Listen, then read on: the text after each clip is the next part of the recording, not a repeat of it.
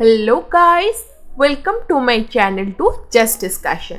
So today we're gonna read about time zones. तो बिना देरी किए चलो शुरू करते हैं। हमने पहले लॉन्गिट्यूड्स के बारे में तो पढ़ा था।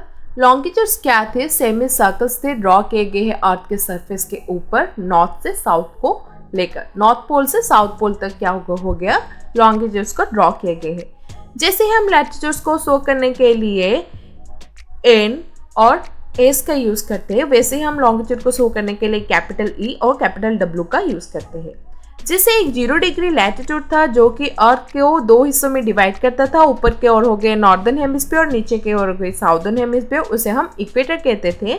उसी तरह एक 0 डिग्री मेरिडियन और लॉन्गिट्यूड था जो कि अर्थ को ईस्टर्न हेमिस्फीयर और वेस्टर्न हेमिस्फीयर में डिवाइड करता था, और उसे हम क्या कहते थे? प्राइम मेरिडियन के बारे में। प्राइम मेरिडियन के बारे में चलो थोड़ा जान लेते हैं। प्राइम मेरिडियन क्या है? प्राइम मेरिडियन अर्थ को दो हिस्से में डिवाइड करता था, ईस्टर्न हेमिस्फीयर और वेस्टर्न हेमिस्फीयर। प्राइम मेरिडियन किसके बीच गया गया था, या फिर कौन सा एक प्लेस है अर्थ के ऊपर जिसके बीच जो लॉन्गिट्यूड गया हुआ था, उससे हमने प्राइम मेरिडियन लिया। क्या था वो? रॉयल एस्ट्रोनॉमिकल ऑब्जर्वेटरी, जो कि है ग्रीनविच में लंदन के पास ही।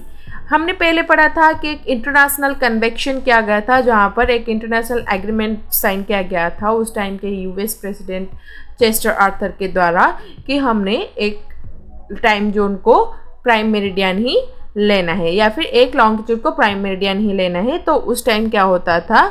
उस टाइम लंदन के पास जो ग्रीनविच होता था, उसके रॉयल एस्ट्रोनॉमिकल ऑब्जर्वेटरी, उसके बीच जो लॉन्गिट्यूड गया हुआ था, उन्होंने उसको प्राइम मेरिडियन ले लिया। सारे कंट्रीज ये अडॉप्ट कर लिए, तो उसे हम जीएमटी भी कहते थे। तो जीएमटी का मतलब क्या होता है? ग्रीनविच मीन टाइम, और उसे हम वर्ल्ड टाइम भी कहते थे, उसे हम यूटीसी भी कहते हैं, मतलब कोऑर्डिनेटेड यूनिवर्सल टाइम। ये सारे टर्म सेम है, एक ही चीज़ को डिनोट करते हैं, प्राइम मेरिडियन को डिनोट करते हैं, और ज़्यादातर हम यूटीसी यूज़ करते हैं, इसलिए कंफ्यूज नहीं होना। तो ये यूटीसी को लेकर हम एक रीजन का टाइम जोन कैसे डिसाइड करेंगे कि क्या है। देखिए, अर्थ टोटल रोटेट करता है 360 डिग्री। हमारे दिन और रात को मिलाकर हमारे पास कुल हो गए 24 घंटे।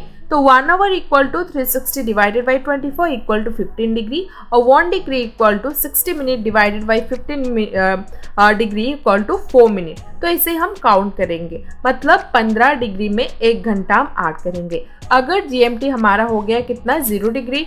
जीएमटी से अगर हम 15 डिग्री ईस्ट की ओर जाएंगे तो होगा हमारा टाइम यूटीसी +1, और जीएमटी से अगर हम वेस्ट की ओर जाएंगे 15 डिग्री वेस्ट में, तो यूटीसी -1 होता है। मतलब ये हुआ कि अगर जीएमटी में दोपहर के 12 बजेंगे, तो 15 डिग्री ईस्ट में दोपहर के 1 बजेंगे, और 15 डिग्री वेस्ट में 11 बजे होंगे। तो हमने स्टैंडर्ड टाइम के बारे में पढ़ा। ये स्टैंडर्ड टाइम क्या है? मतलब स्टैंडर्ड टाइम के बारे में हमने पहले जिक्र किया था जब हम लॉन्गिट्यूड और टाइम के बारे में पढ़ रहे थे उस वीडियो में। तो ये स्टैंडर्ड टाइम क्या है? Standard time is the local time in a country और region when DST is not in use. DST stands for daylight saving time.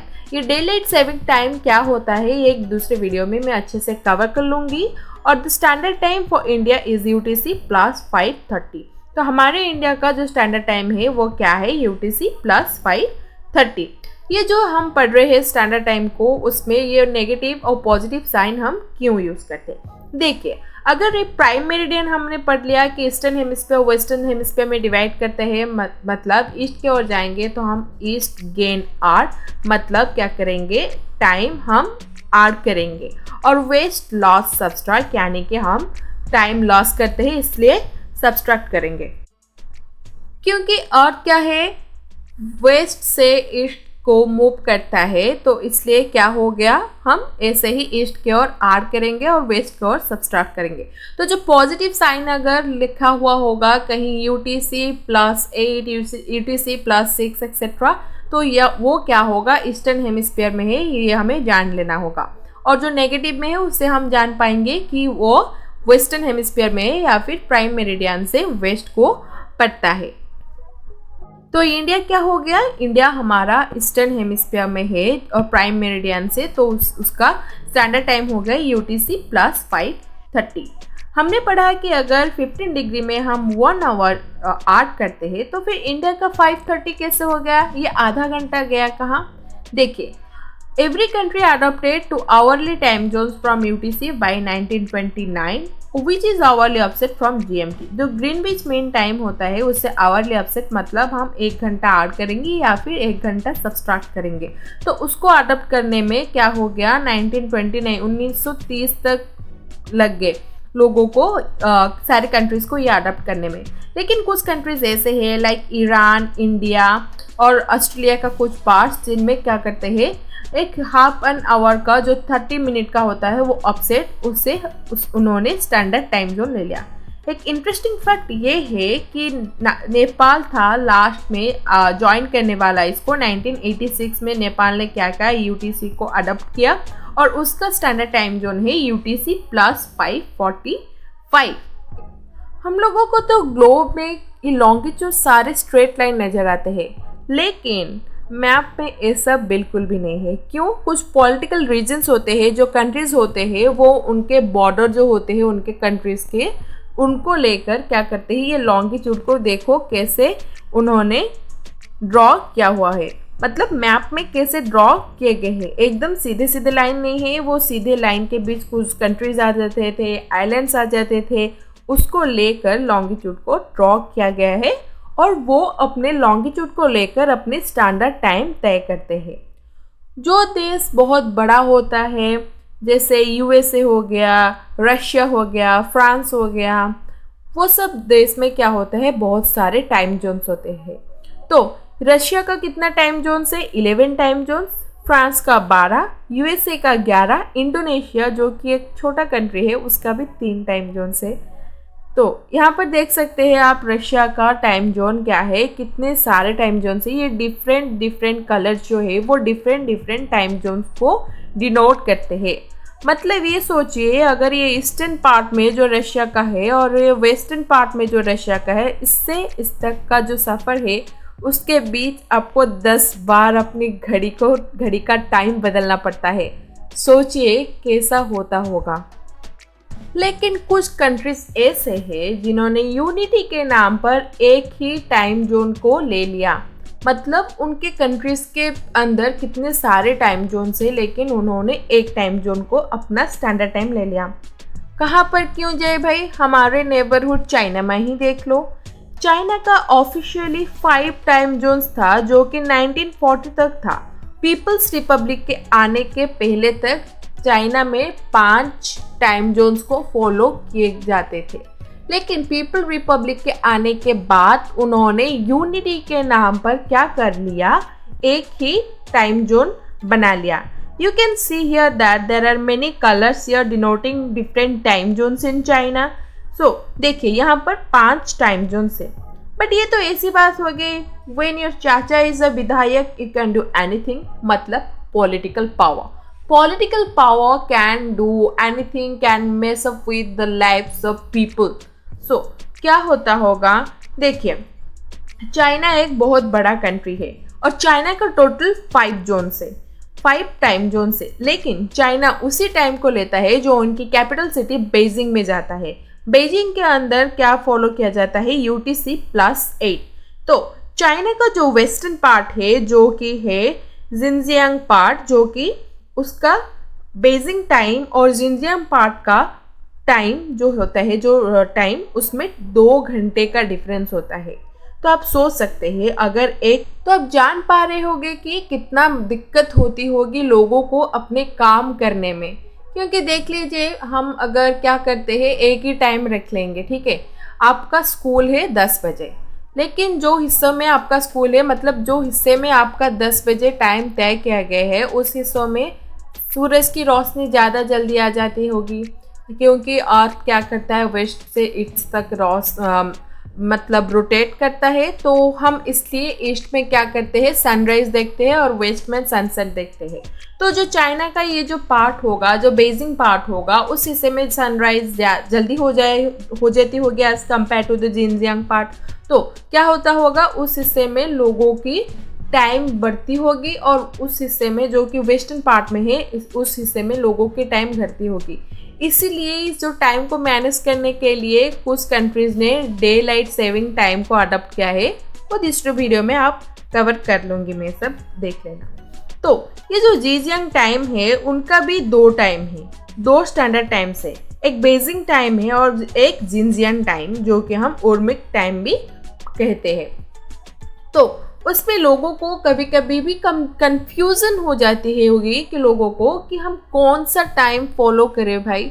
अगर मीटिंग्स कोई भी रख लिया या फिर कोई भी मतलब स्कूल का काम रख लिया, एग्जाम्स रख लिया या कुछ भी हो जाए, उसमें दिक्कत आनी ही आनी है क्योंकि उन्हें कंफ्यूजन हो जाती है कि हम कौन सा टाइम फॉलो करें। आपने रख लिया होगा 10 बजे का अपने बेजिंग टाइम से, लेकिन वो लोग सोच रहे होंगे हमारे वेस्टर्न टाइम से, तो थोड़ा सा क्या होता है इधर उधर होता रहता है। देखिए, अगर हम एक ही स्टैंडर्ड टाइम को ले लें, मतलब शंघाई में अगर 8 बज रहे होंगे और उर्मिक में अगर क्या होगा 12 बज रहे होंगे, लेकिन स्टैंडर्ड टाइम तो एक ही लिया गया है, मतलब शंघाई के क्या होगा 8 PM होगा और उर्मिक में 8 PM होगा। तो ये कैसा होगा, यहाँ पर तो शाम हो रही होगी और यहाँ पर तो मतलब सन अभी तक ढले ही नहीं है। तो इस टाइप के बहुत सारे मुश्किल झेलने पड़ते हैं चाइना को। चाइना को क्यों, हमारे इंडिया को ही देख लो। इंडिया में क्या होता है, इंडिया में भी हमारा एक ही स्टैंडर्ड टाइम जोन है, लेकिन हमारे आसाम के पास जो ईस्टर्न पार्ट होता है, हमारे आसाम के लोग क्या करते हैं, जल्दी सनराइज देखते हैं as compare to the Gujarat people.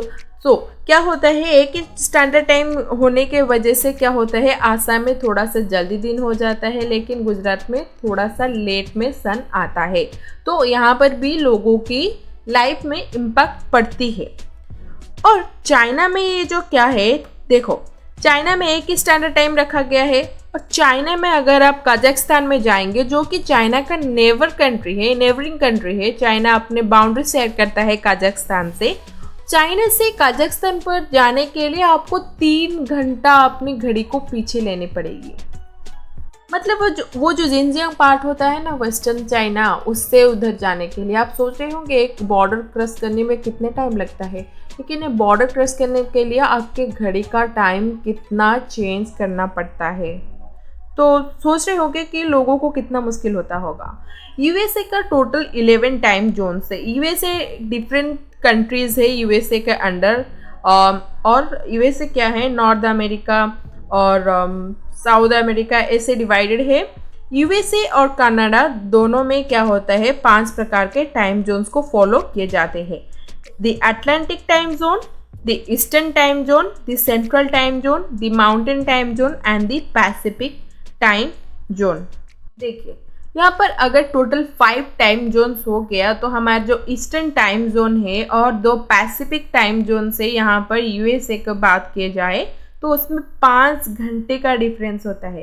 तो आपको टोटल यूएसए घूमने में 11 बार अपनी घड़ी को चेंज करनी पड़ेगी। लेकिन यहाँ पर एक क्लाइमैक्स की बात ये है कि हमारे वेस्टर्न में -12 टाइम जोन्स और हमारे ईस्टर्न में +14 टाइम जोन्स है।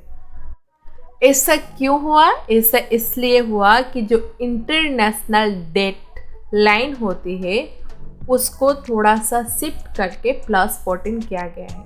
हम जब इंटरनेशनल डेट लाइन के बारे में पढ़ेंगे तो उसको मैं एक अच्छे से कवर कर लूँगी, तो कोई भी डरने वाली बात नहीं है, हम एक अच्छे से सब कवर कर लेंगे। तो guys, this is it for today. Video को यहाँ तक देखने के लिए थैंक यू। मैं आशा कर रही हूँ कि आपको इस वीडियो में बहुत कुछ सीखने को मिला। तो फिर वीडियो को लाइक कर दीजिए और मेरे चैनल को सब्सक्राइब करने के लिए मत भूलिए। Thank you.